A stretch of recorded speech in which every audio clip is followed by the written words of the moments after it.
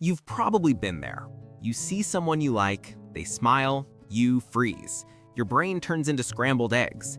You tell yourself, just be confident. But confidence doesn't magically appear when you need it most. So how do you actually flirt without being awkward, creepy, or fake? This isn't about tricks or pickup lines. It's about the psychology, body language, and real human connection behind good flirting, the kind that makes someone feel seen, not pressured.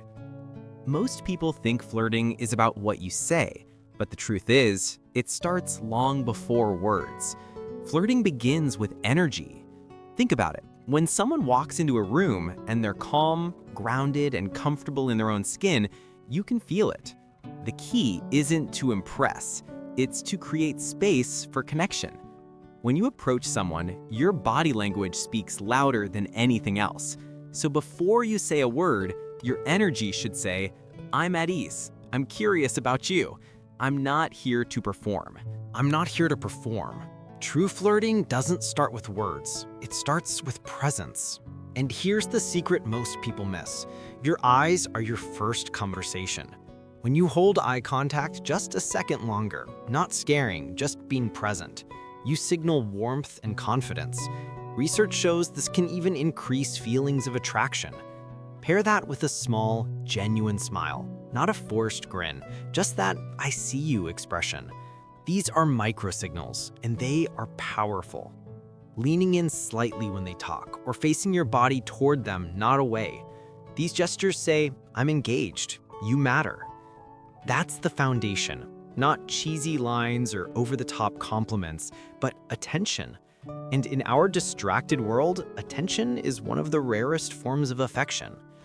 All right, so you've got the body language down. Now, what do you actually say? Here's the trick. Start with observation, not flattery. Don't open with, "You're so beautiful." They've likely heard that 1,000 times. Instead, notice something specific about their vibe. Maybe it's their humor, the book they're reading, or the way they explain something passionately. Try something playful and light, like, you have that look of someone who overthinks movie endings. Or you talk about coffee like it's an art form.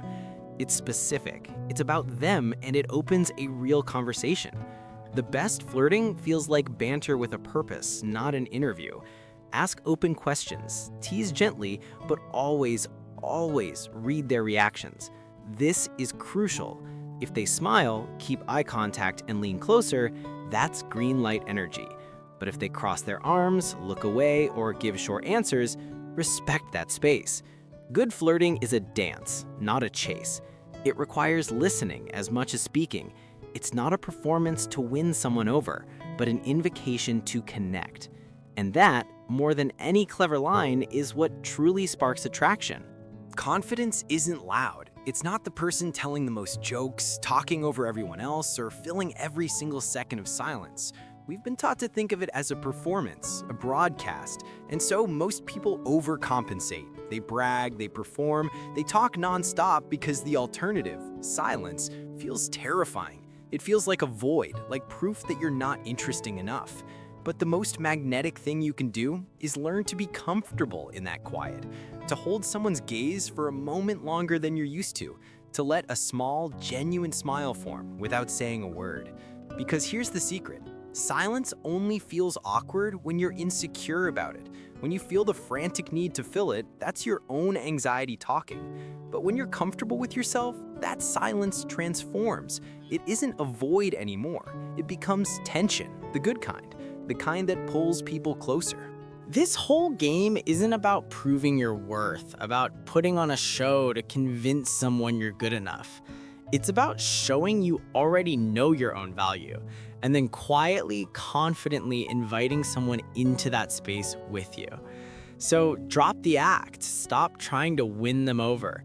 The real goal is to just be real enough to let them see you. And when you stop performing, what's left? What fills that genuine space? Curiosity. At its heart, that's all real connection is. It's a silent message that says, I want to know who you are beneath the surface. This is why a genuine compliment about someone's passion, their energy, or the way they think will always hit deeper than a comment about their appearance. One is an observation of the exterior, the other is a recognition of the soul. It shows you're paying attention to what actually matters. When they tell a story, you're not just waiting for your turn to talk. You're listening, you're feeling it with them.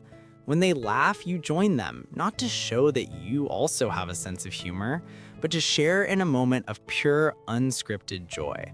The truth is, the best flirts aren't players. They're not people with a list of clever lines. They are simply people who make others feel safe, people who make others feel seen and truly wanted for who they are. When you can do that, you stop flirting altogether. You just start connecting. So if you take one thing away from this, let it be this simple shift in perspective. It's not about getting someone. It's about meeting someone. Meeting them with authenticity, with a bit of humor, and with a foundation of deep respect. When you finally master that balance, you'll find you don't need any lines. You won't need a strategy. You just need presence, the ability to be fully there, in that moment, with that person. Be curious about them, be kind to them, and never, ever underestimate the power of a simple smile that truly means something.